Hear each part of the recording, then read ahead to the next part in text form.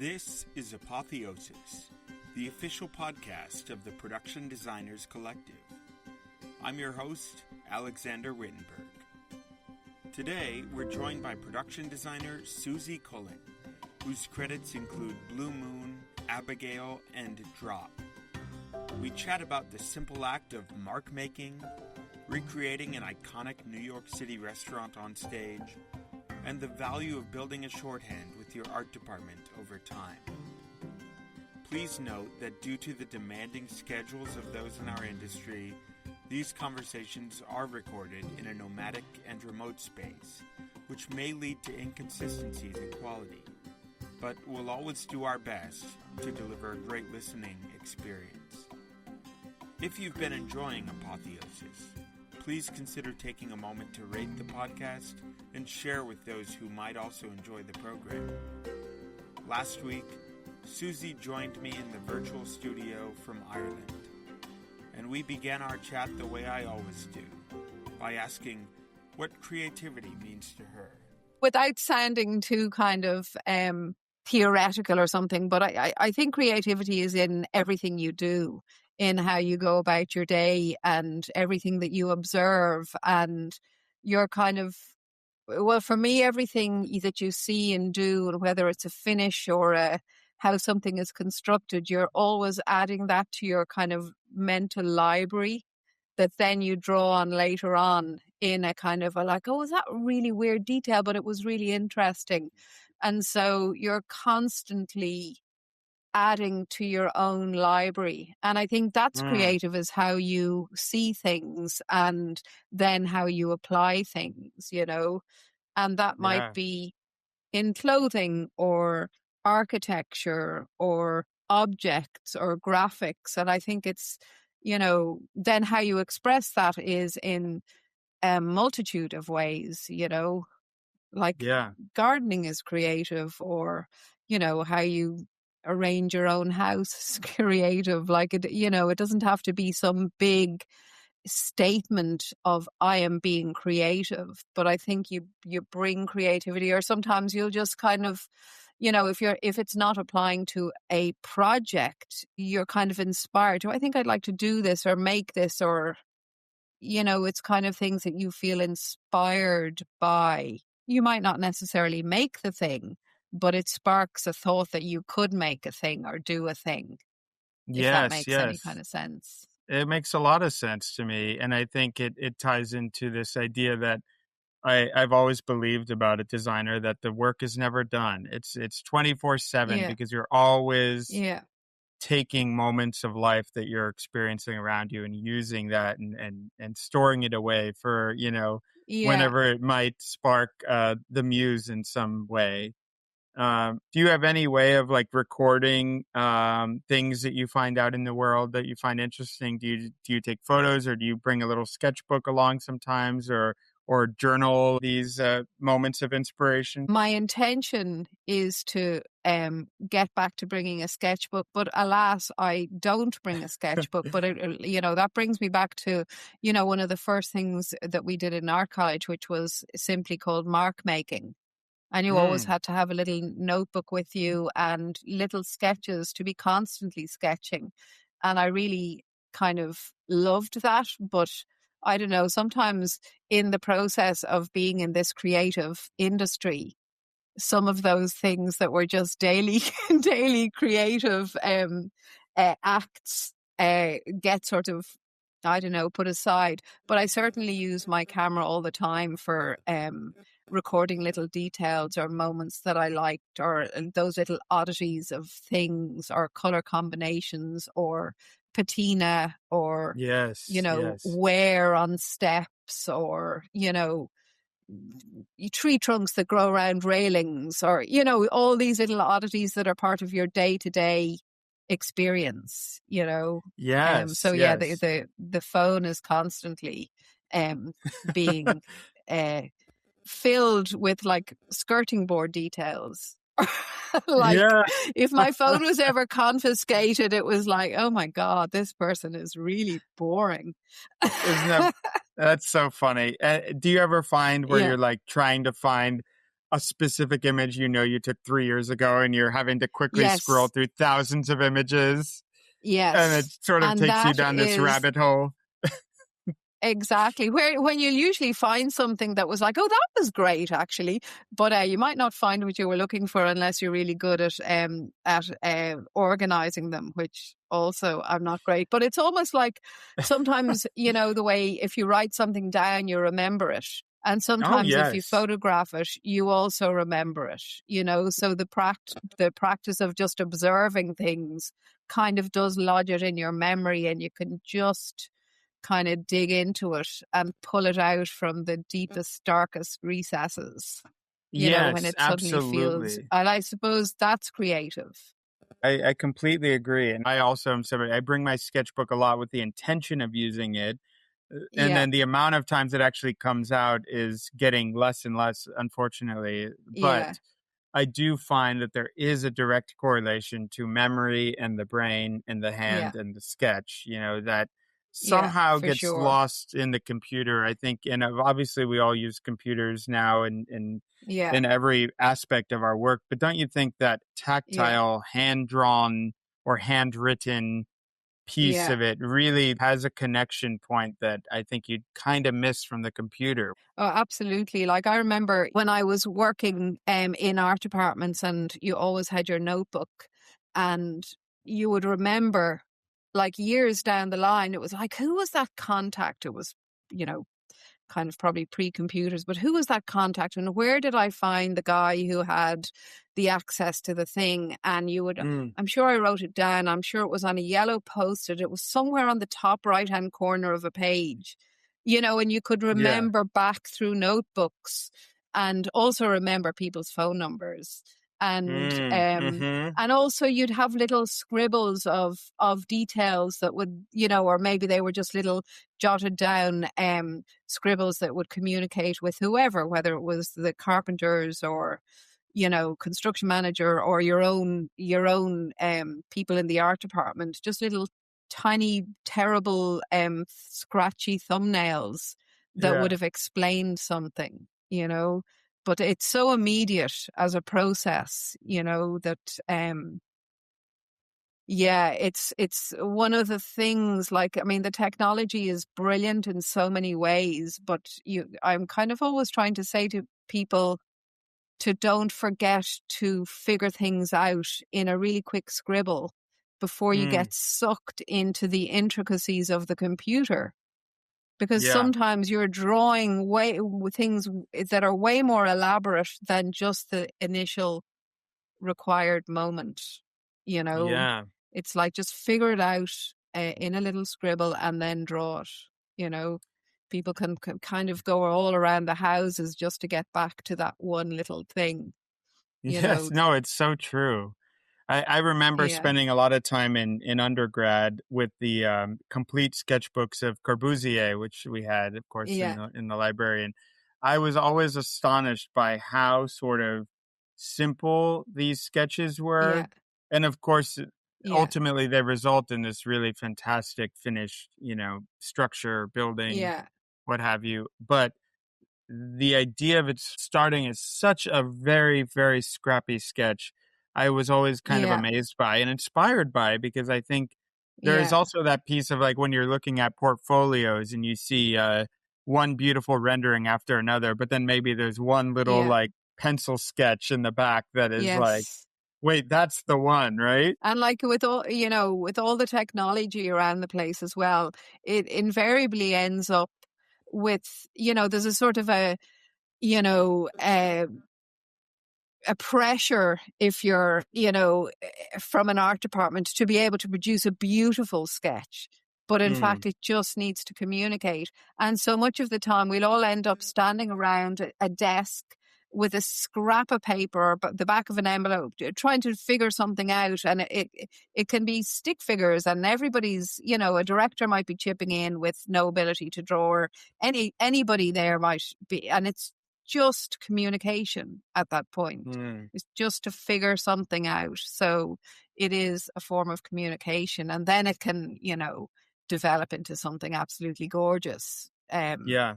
but yeah, it's just keeping it as communication that doesn't have to be through a computer, that can be so fast and effective.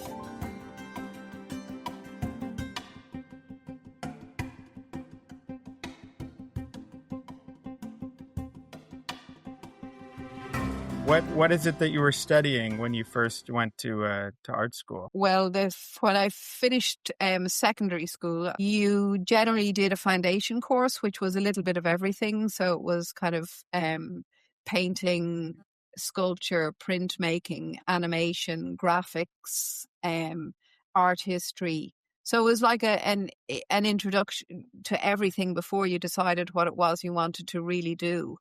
And I had gone in thinking that I wanted to do graphic design because I really didn't know. I kind of knew I wanted to do something in sort of, I was going to say the art world, but I don't think it was in the art per se world, you know.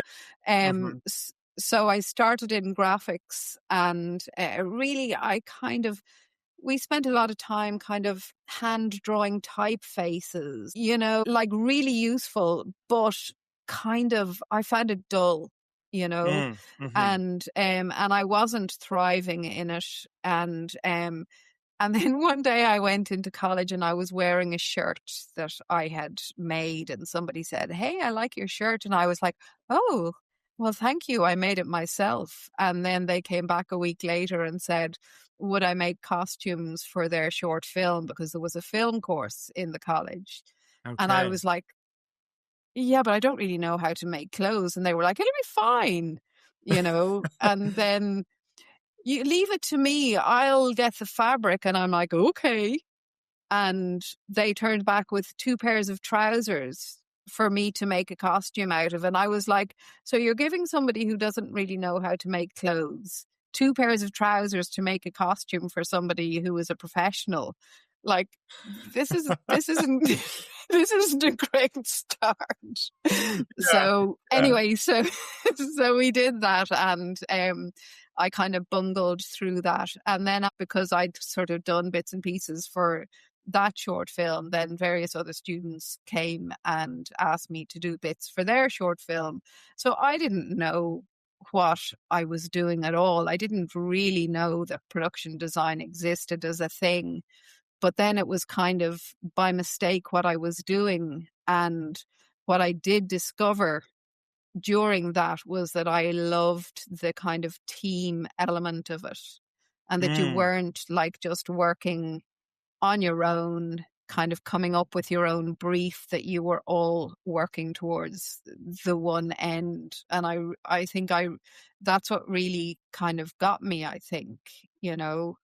Yeah. So that was kind of it. Then I sort of transferred. I did 2 years of the graphics course, and then I transferred into what was called production design, but it didn't really exist in the college. So we were kind of just finding work, you know, going out and doing music videos and doing the short films within the college. And then I think I'd, you know, an infrequent tutor every now and again. Well, you know, it's interesting now that there's so many film schools, and I did not attend film school. I went to school for theater, but I do think that it's like sort of being a student of everything else, whatever that may be, whether it's history or any of the fine arts or, you know, literature, whatever. It's all leading ultimately to pieces of the puzzle that are essential to have as a production designer. It requires,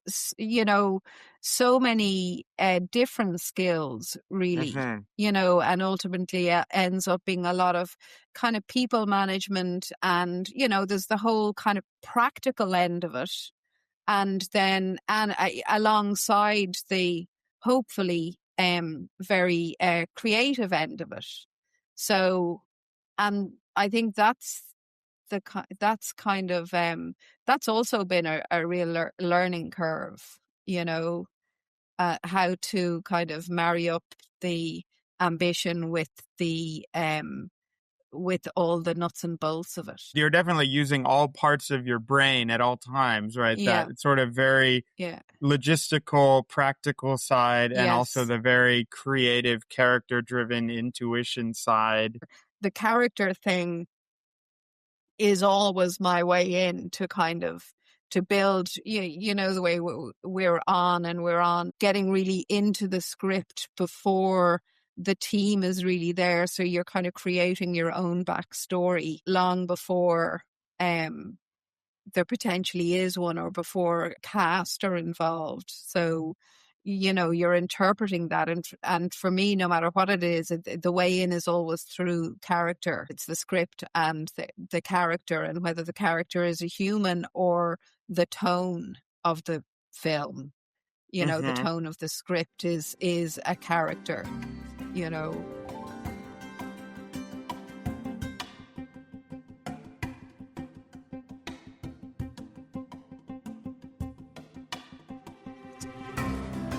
Well, we met in Savannah at the SCAD Savannah Film Festival, where the film Blue Moon was being screened. And I really loved the film. I thought it was excellent. And I was surprised as we were talking there in Savannah to learn that that you did not have a chance, or nobody on your team, to go and actually even survey Sardi's, right? It was really all about just gathering images and stuff. So talk to me about what that experience was for you, of just gathering the images and sort of leaning in to figure out which elements were really important to keep true to, you know, the historical references, and maybe where you had a little room to kind of invent or embellish a bit. Yeah. Well, I suppose for that particular set, it kind of really had to just function. You know, it was about putting Ethan as Hart on the periphery and just giving him the eye lines to see everything that was going on and to be able to drift in and out of it, but very much not being at the center of it, you know, that it was all happening and he wasn't part of it. So it was to give the space for that the hubbub and all the excitement was where he wasn't part of, you know. So that was kind of the starting point of the structure of the layout, was where he could be and see everything and all the comings and goings, and who would be passing and going to the party, and, you know, arriving and leaving for other parties, and all the things that he wasn't sort of part of, you know. But then he could drift in and drift out.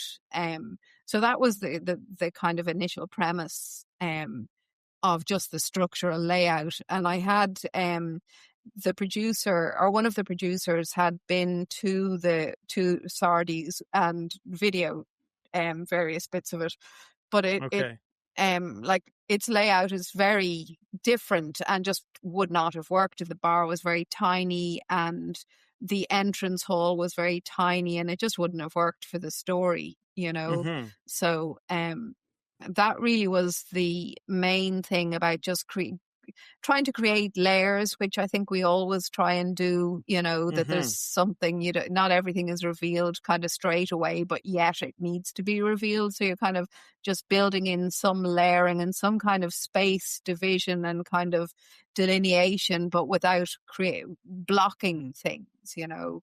So that was really kind of what the kind of main goal was for that, you know. And then, you know, I suppose the only difficulty with that particular one as well was because the director and like nobody turned up till 3 weeks before we shot, and then they were also going to be rehearsing on the set from 2 weeks before we shot. So by the time they arrived, the walls were standing, like the bones were there. So, you know, that was a kind of a bit of a nerve-wracking day, that they would just turn up and kind of go, oh, this isn't what I imagined, or, oh, this is great, you know. Well, I hope it went your way. Yes, it did. Now it did. And then when Ethan turned up, then of course the I had put in some different levels in the set, because there'd been numerous discussions about how to deal with the height thing. And then, so I had sort of put in different levels, and, the staircase in view, and like, the lobby was higher than the bar, and the bar was higher, and the piano was up one or two, there were just all these little changes in level. Because I thought, well, at least you're building in options for Ethan to be a couple of steps down or a couple of steps up without any tricks, And Right. then it became clear when Ethan turned up, and as they were physically standing in the space, of how far he wanted to take it, in terms of the height difference.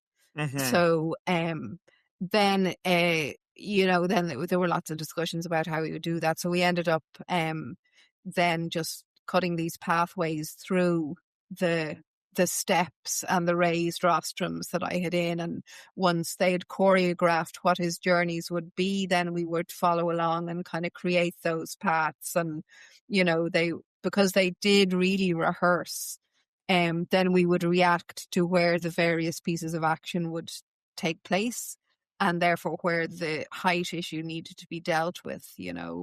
Like at one point we'd spoken about the whole studio almost being made up of like apple boxes that could be lifted up and out. And so these paths could be created, but that was, not going to work in terms of our time and money, So then when they rehearsed, then we reacted to that.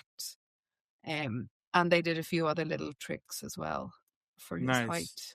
Nice. We had seats that had dropped actual seat pieces, and like the banquette seating had, where the seats could all be flipped around, so he could sit anywhere, and we could just drop in a lower section and a higher section, and the bar stools were of various heights. So wherever he was going to land on a seat, we had different versions of those seats, so he could look like he's, the seat remained the same, but the height that he was actually sitting at was different, Yeah. I'm curious, did Ethan have any, was he at all involved with early conversations in the design of the space from a character perspective beyond just a scale thing? Yeah, he was certainly on the calls, for sure, when we were talking. I would, initially start sending over like sketch plans, and we would have Zoom calls, and then doing walkthroughs of digital models and things. And Ethan was on those calls for sure. But at that stage, it was kind of, because it's abstract, and I think that, I think they need to stand in the place. If they had been here, you would have been at least looking at white card models, which I think are always invaluable, Oh, yes. So even way more so than virtual, walkthroughs of sets, because I think because you have to go to somebody's computer and kind of have to be shown it, whereas with a white card model, everybody can take it away to their office, sit with the DOP, look at shots, and I just think it's very tangible and very direct. But yeah, in the absence of that, then it was really when they walked through, and then they could kind of see the eye lines and see where. And so they did place Ethan where, the point that it was kind of initially thought of. But it was, the space was uncomplicated, and there weren't many spaces within it. So it was an uncomplicated set, really, Yeah. It's a film that is almost pretty much 95% set in the restaurant, right? So there is this sort of detail that I think really needs to exist there, and I think you and your team captured that beautifully. This sense of, to say a word that you used earlier, patina. I think this space has a lot of that. It's aged very thoughtfully in a way that feels natural and feels lived in. So how do you approach kind of finding that balance of making a space feel lived in without feeling too theatrically aged, let's say. Yeah, well, I suppose a lot of that relies on really good scenic painters, Mm-hmm. and Mm-hmm. you know, and plasterers. So, you can get that kind of subtle movement in walls, and you know, and it was a very tight budget. So we also were kind of using wall finishes. It was like, well, we're going to plaster this area which will get really seen, but these areas are not going to get plastered. So we're going to use embossed papers with a kind of a glaze on them so that they can have their own movement in them, and just trying to be clever about what finishes we used where to Yeah. spend the money wisely, and also the speed. It was really quite fast. I think, given the size of the crew, so that's Mm-hmm. always the balancing act, is weighing all those elements up to get the best bang for your buck, that it ends up on camera, Yeah. Yeah, absolutely. so Finding where it really counts. yeah. Yeah, and where you think that we can be a bit loosey goosey over there because the camera really isn't going to be over there. You're just going to feel it. But here, we're going to be scrutinized here, so we need to concentrate in those areas. But it's, good finishers. I mean, there's nothing better than good finishers who you can communicate with well. And I think, on that job, that was the fourth film that we had rolled on from one to the other, like literally back to back. So we had a great shorthand between, art department, construction, paint, plasterers, graphics, and set deck. We'd all been rolling on as one team, which was a real benefit. So the shorthand was well and truly up and running. That's fantastic. Yeah, and that Yeah. sense of when you're able to really build a family within an art Yeah, department, totally. it really Yeah. counts. It really goes a long way, Yeah. doesn't it? Yeah. And getting to the point where you really trust them and they have to trust you as well, Mm-hmm. and that everybody gets to walk away kind of with pride, with what they've all achieved, Yeah, yeah.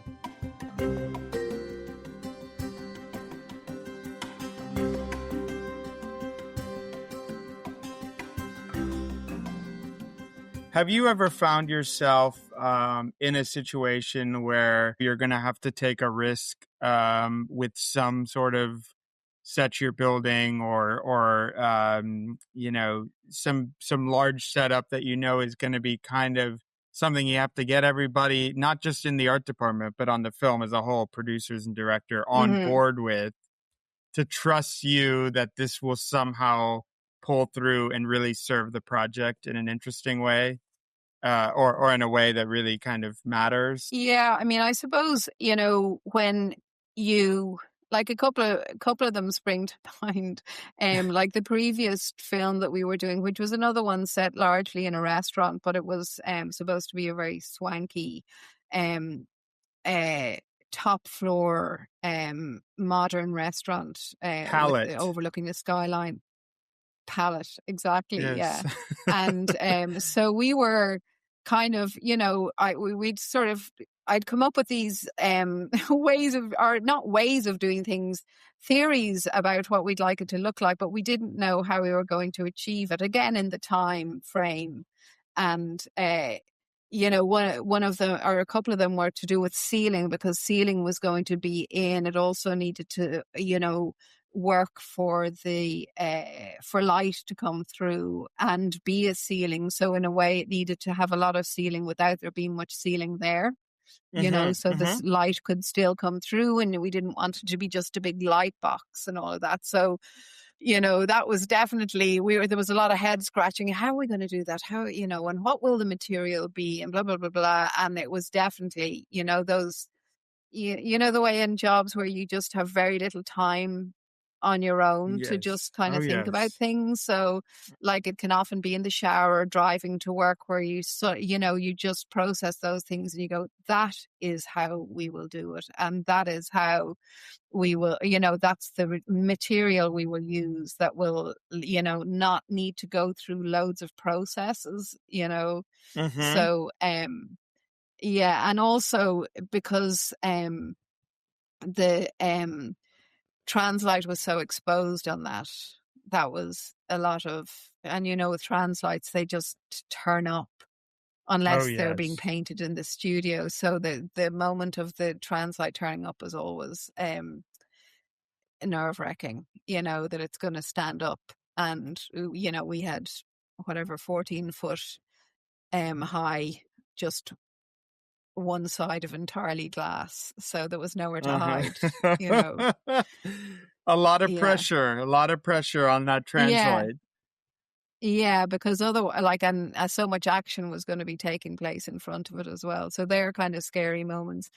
And also, like an Abigail, there had been these parts of the script that hadn't really been where we were going to shoot, and we hadn't quite found the locations. And you have your suggestion, and the producers and the directors are happy to go along with your ideas. So they're committing quite a chunk of change to your little idea.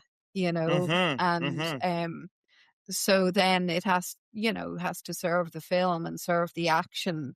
And then, you kind of can feel it coming right when the action is now responding to the set, because you've given enough of a playground, so the Yeah. set has enhanced the potential for certain sequences, and that's always satisfying, Yes. or if something is written as one thing and you kind of think, well, I can think we can do better than that, and suggestions go into the pot, and um if they go with them, and it's all it's always kind of satisfying if they'll go with something because it's a good idea and not because it's a cheap idea. So when they'll go with the Right. expensive idea because they support it, and feel that everything's going to benefit from that, Yeah.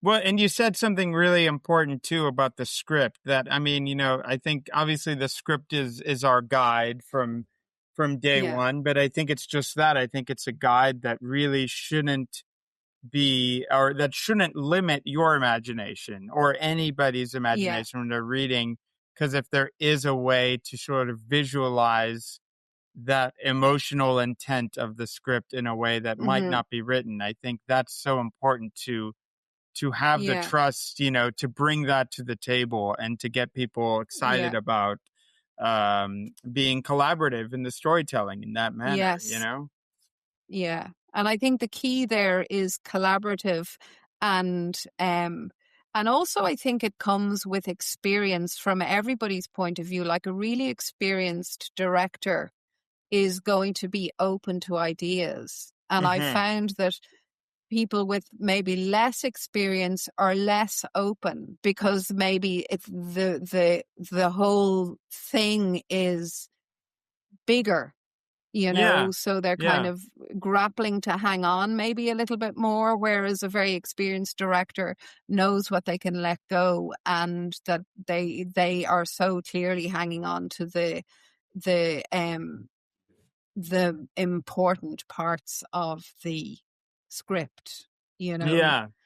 So And then I think, those less experienced directors need somebody like you to just open their eyes to that collaborative piece yeah, of like, yeah, it can be this way. It doesn't have to be this yeah, way, right? There are other ways to explore this idea.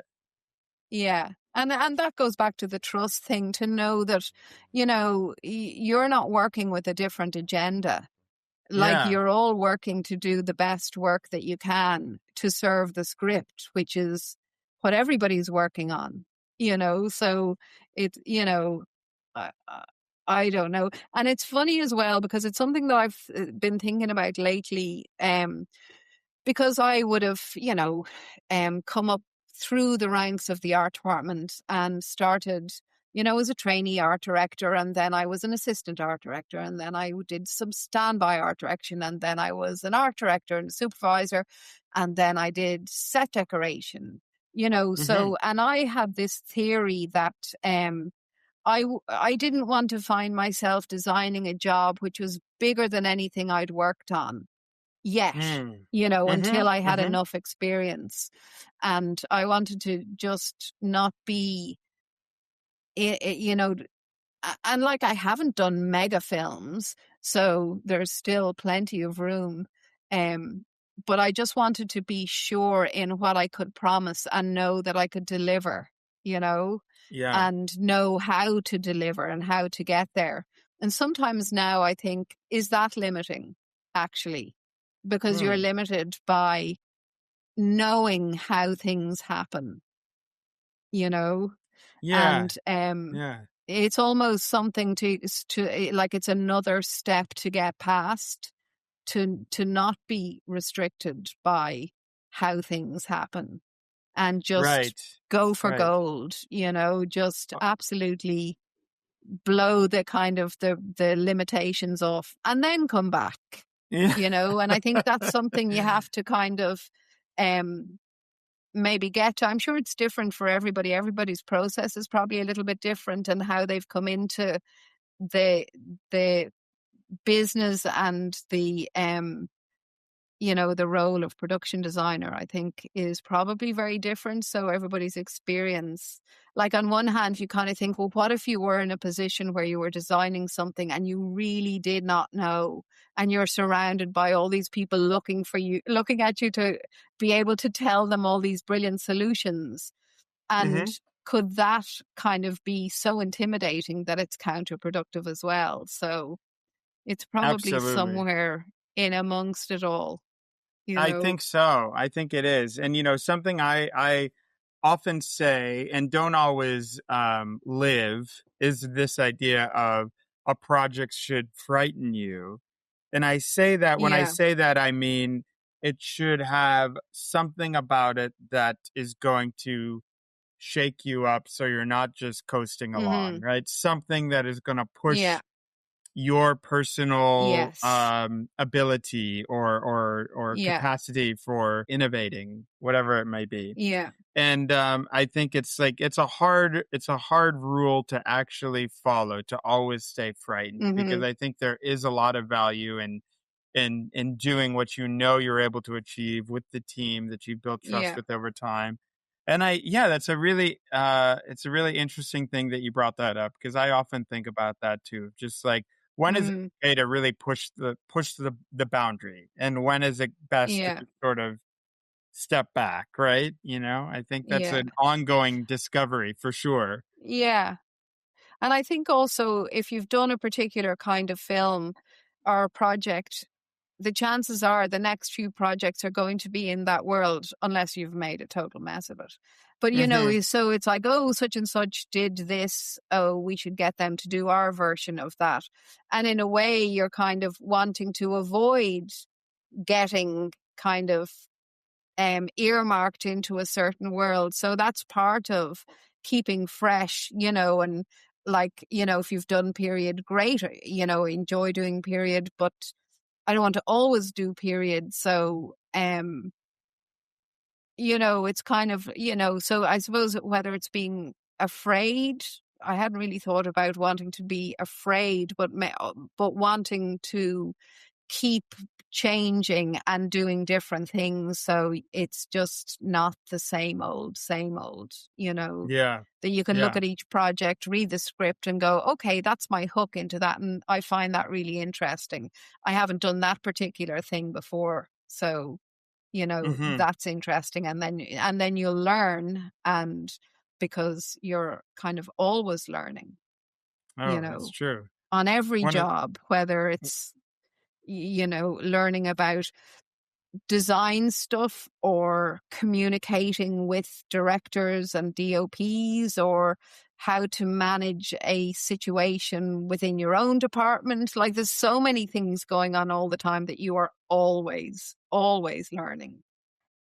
It's one of the great joys of the job, really, isn't it? The constant curiosity and learning. Yeah. And some of the lessons can be hard because it's pressure, but overall, it's great standing in sets that you've done, that you and your team have done. And there's, walking out and going, I think that really worked out, Oh, I know that moment of like, hey, it's somehow, because you probably just maybe a few days earlier were at a point where you're like, oh, I don't know if it's going to work out, right? And then it does, and you can kind of have a sigh of relief and move on to the next one. Yeah. Or particularly if crew come in and if they really like it and you think, well, they spend their whole lives on sets. So if your crew or the crew are kind of being very complimentary, that's like, ooh, high praise indeed. Yeah. I have asked a couple designers about this recently, and I've gotten some interesting responses. But do you ever set the tone in a sense when you know the director's going to see your set for the first time, maybe with like scent in some way, or lighting a candle, or playing music, or doing something to kind of help kind of pull in the world of the film into that first visit? Well, I think we've been doing that in our show and tells. Okay. Actually. So really in the good. show and tell, and particularly with the set decorator I've been working with, he's been doing a fantastic job with his team of setting that tone. So instead of it just being in the prop room, the space will be dressed and, lit and very atmospheric. And so you'll kind of arrive into something. And on Blue Moon, our assistant graphic designer is a very talented pianist. And so he was playing on the piano that we were going to be using. Oh. And so that's something that's been very effective and in terms of them seeing, they're seeing everything as we go along, but it's, in kind of scrappy art departments or, your concept work, whether it's up on walls or digital, but then to walk into a space before any sets are dressed to give a sense of what we're all doing.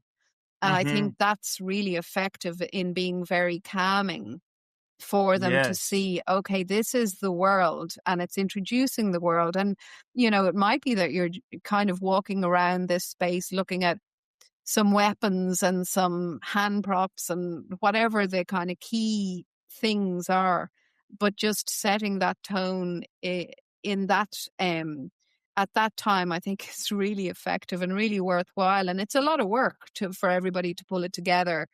But it's really worthwhile. It really kind of it's been very calming. I think they generally leave feeling quite reassured that we're all on the same vibe. I'm sure lots of designers do that, and set decorators, but anything that exists that you can show that's physically going to be on the set, but the sets aren't there, or you're going to be bringing to locations, and just gives a little snapshot of what's going to happen, physically.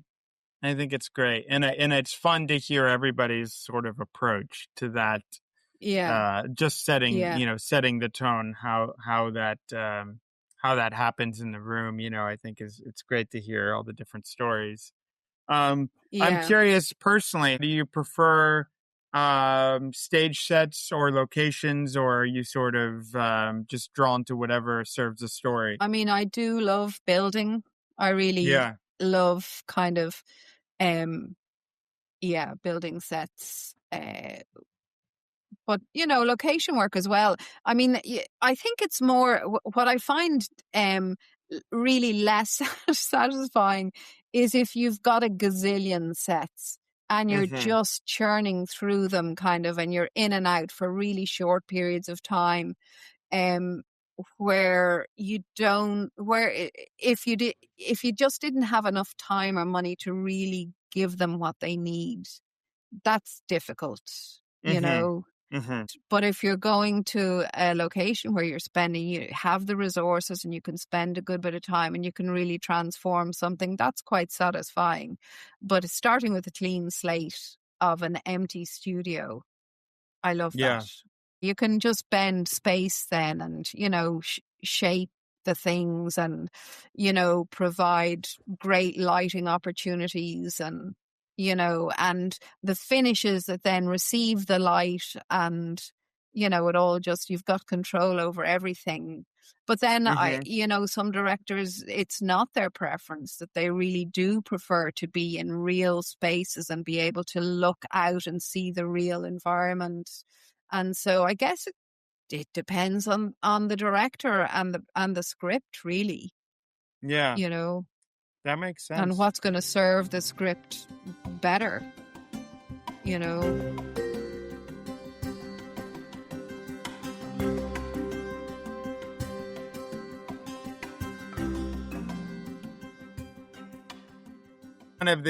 One of the big, large, unspoken challenges of the production designer, along with locations, is to find a space that not only serves the look of the film and really, serves the story, but also meets Yeah, all the practical considerations of when all the trucks yeah, show up and lugging the yeah. gear up and down. Have you ever had a moment where you found a place that was kind of absolutely perfect, except for it was very hard to get to and maybe wasn't going to work Yeah. on the practical end? Yeah, I think it happens all the time, or things that you just know that, a DOP is not going to be able to handle. So, not that they're not able to handle it, but it's just practically not a viable option, which is a shame. Mhm, Um, mhm. but also the other thing that I always think is a kind of a almost satisfying challenge is sneaking in all the health and safety and the fire exits and all the kind of all of those things that you have to build elegantly into the set that Yeah, nobody knows about. You know, yeah, the kind that's of like true. trapdoors and secret exits and doors in bookcases and all that kind of stuff. You are They're kind of creating fun a sort actually of hidden sometimes. maze of sorts. Yeah, like a Um, snakes and ladders. exactly. I want to ask you quickly about Abigail, because in that film you've sort of found a way to really literally build tension. There are sort of layers of um surprise Hmm. and sort of what's lurking in the shadows. How do you work an emotional idea like tension into your sets? I suppose in that one there was a kind of a journey through our kind of created house, and our house was two houses plus two studio sets, and Mm-hmm. then the exterior. So kind of as the story was going on, they were kind of going deeper and deeper into these two houses that were sort of joined together. So initially it was like, oh, this is a kind of a cool, interesting space. Yeah, let's hang out here. That's kind of, and then it goes to, places that were kind of a bit more abandoned and who knows what might have happened there previously. That was sort of the theory. And as they Yeah. would go off on their adventures, they'd kind of get disconnected from the rest of the gang kind of, and find Mm-hmm. themselves on their own in these kind of invulnerable spots. Um, Mm-hmm. but I mean, Matt and Tyler were so up for everything on that. They were really receptive to ideas. And I just thought they were really humorous. Like the whole script was so kind of tongue in cheek and humorous, Yes. um, that you could kind of have fun and you kind of could, you know, do the cliche. Like it wasn't going to be, uh, ludicrous or lazy in a way, because it was nearly like, this is all the jump scares and the gallons of blood Uh-huh. and I hadn't Uh-huh. done a horror before, and that was great fun. Like I hadn't had to have exploding vampires and sets to be destroyed and then undestroyed, and like how to figure out all of those things like that. There were great fun challenges. And in the house, one of the houses were listed, so that there was preservation on them. So for a lot of time, every single thing that we had to do and the parts of the film that were on location had to be submitted and approved by the preservation architect. So the materials that we could use, and for all those blood splatters, like the sequence, there was a sequence in a pool, a small pool, where there was a big body soup, basically. And but the tiles were all protected, the grout was protected, like every single thing that we put there, but yet it was literally supposed to be a literal bloodbath, so kind of figuring out the materials that we could use there and how we could do all these splatters and gizzards and stuff, body gloop.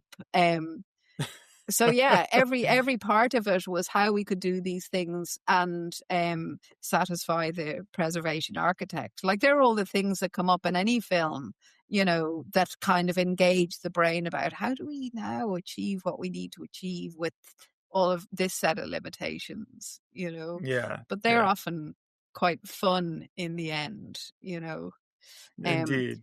But yeah, I think because we were just going deeper and deeper, and we were trying to justify, what was this house? And it was basically a trap. The whole thing was a trap. So the first bit of it was like, oh, this is kind of, fun, and look at it. It's got everything. We're going to have a great couple of nights here, and it's going to be easy, and we'll get our money and go away. And then as you get into the nether regions, then there were so many rooms, and we were like, it's all going to, or so much of it is going to be in the dark because the shutters are up and the light is a problem. And then how to deal with controlling the light, and why is there no light, and kind of building in shutters and blocking windows where we couldn't have windows. So there was constantly, how do we deal with the light? And how can we make all these spaces not look the same because it's kind of dark, So we kind of had to give each room a residue of its previous function.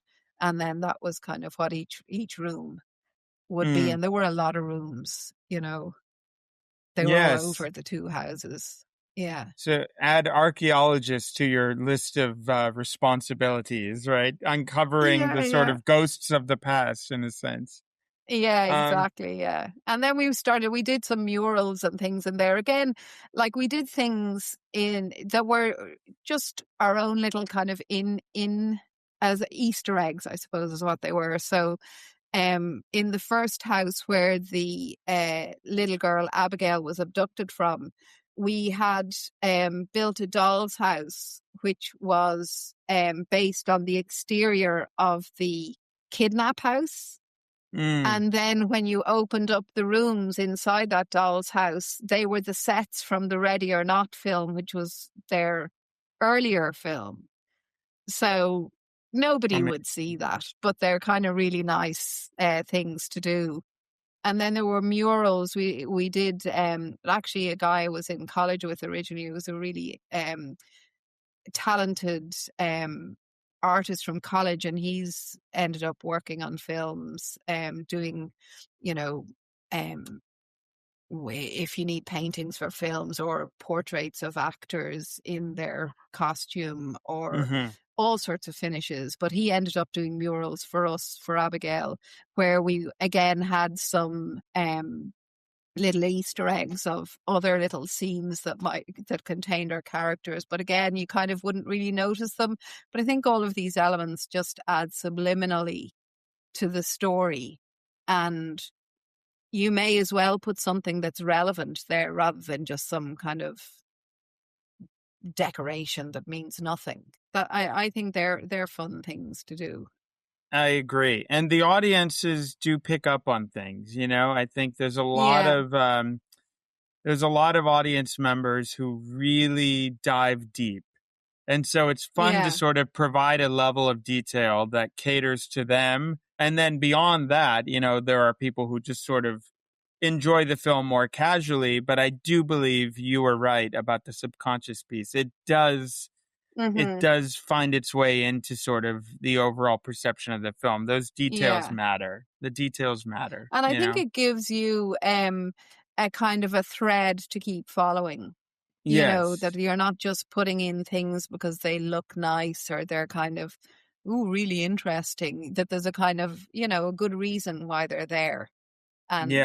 And, it's kind of like in the build and in the drawings, that if the kind of the moldings don't look right, or if they're a bit thin or they're not quite the right proportion, that you don't quite know why it doesn't feel right or it doesn't feel weighty. But it's that lack of just the right level of detail, I think. It's true. And it just doesn't feel quite right, Yeah. I completely agree and relate.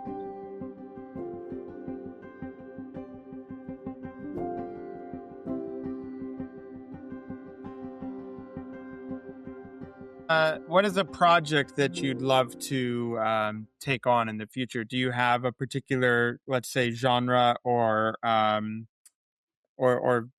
sort of style of film that is very enticing to you? Not really. I definitely am drawn towards things that have really good characters, Mm-hmm. that just story and character, and directors that are really interesting to work with, and you kind of find that out by having worked with them. It's like you want to work with really collaborative people, Yeah. on interesting scripts.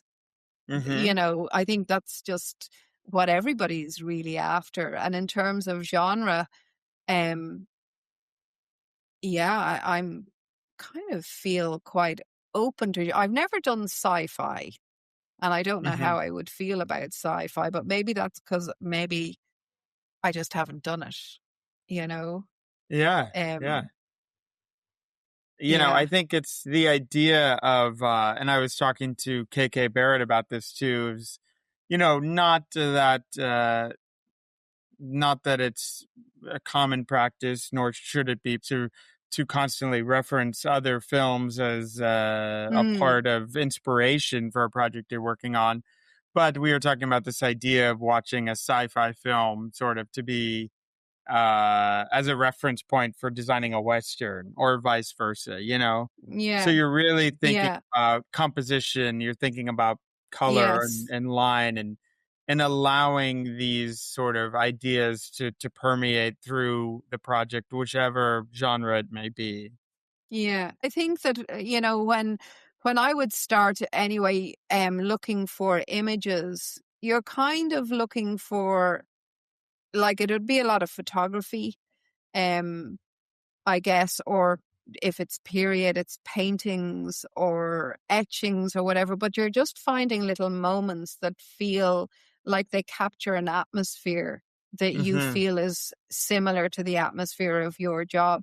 And oftentimes when you would look at the board of all of the images, you would go, God, this is absolute kind of, you know, sort of chaos. And then you look at each one, well, I really like that for that.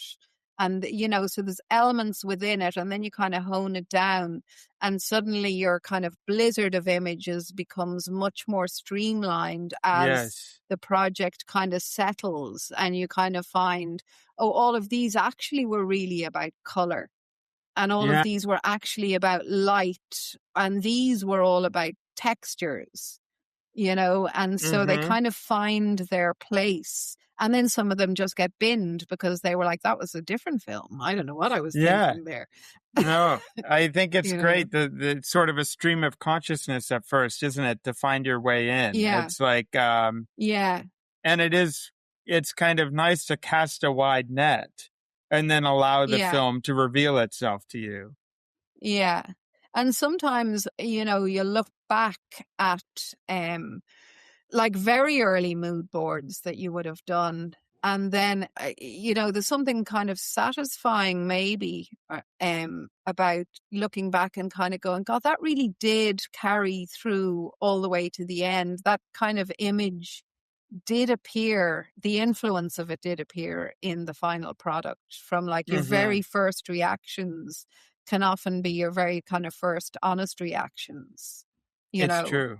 Yeah. and that they hold, and sometimes you can keep looking and keep looking and keep looking, and maybe you just keep finding versions of the same thing. So you've kind of found it. It takes us back actually to the beginning of the conversation with the simplest little pencil sketch can sometimes, reveal the entire world of a character or a story or a film, and I think that's pretty magical. Yeah. And hopefully it's the same thing that's caught you about them is also what the director's reaction to it was and what the costume designer's reaction to it. And you're all actually reacting to you've kind of got it right. You've got the writer's intention. Yeah. Well, that's certainly the key, isn't it? It's probably not a great thing if there's not harmony there. Yeah. Yeah. I've been very lucky with some of the people I've been with all of the people I've been working lately with, and that is an absolute joy, because it's really, you spend so much time in your department and on the project, and it occupies your whole, everything for that period of time for that project. So if it's not a team, like like the team to be decent humans, to be talented and decent humans, and committed, talented, decent humans, so everybody's kind of working, and happy to be there and on board, then I think that's really the Holy Grail, and they get a kick out of their job, and they take pride in their work, and then everybody's a winner, Yes. I love that. And it's great. It's a great, important piece of being a production designer is sharing credit where credit is due and allowing a space where people can take ownership for the idea. And I think that is such a brilliant sort of way to kind of lead the team in a sense, Yeah. And it is the team. And I have been in a situation, when I was working somewhere, and it was very, very difficult. And really it was possibly because the experience wasn't there. And it was very, very difficult, and so knowing that you've got really good people who really contribute and are really, the process is enjoyable and the work is hard. So the hard work being enjoyable is kind of great, Yes. I can't agree more. I'm curious, as we wrap up the conversation, what is it that has been keeping you inspired lately? Well, I just kind of find myself, like, I just feel that every film you do is a stepping stone. And I'm just very excited to know what more could I do. I think that's what I'm kind of realizing. It's like, okay, I feel there's more in me, and I'm really excited and hopeful that I'll get the chance to kind of prove that, And I don't know when you'd really be there, or at that point, would you be kind of tired of it? I just hope that when it comes to retirement, that it'll be my choice and it won't be that the phone has stopped ringing, Yes. Amen. Well, I, for one, cannot wait to continue to follow your artistic journey and see all the great work that you put out into the world. So I really appreciate you taking the time today. Thank you so much for chatting with me. Oh, my pleasure. And congrats to you all for the collective and your great work.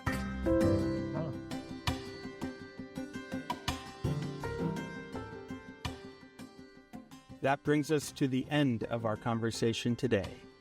I'd like to give a shout out to my co-producer, Gavin Mosier, and the composer of our original music, Nathan Avakian. As a reminder, if you enjoyed today's program, please consider taking a moment to rate the podcast and subscribe for upcoming episodes. Until next time, stay creative, and thanks for listening.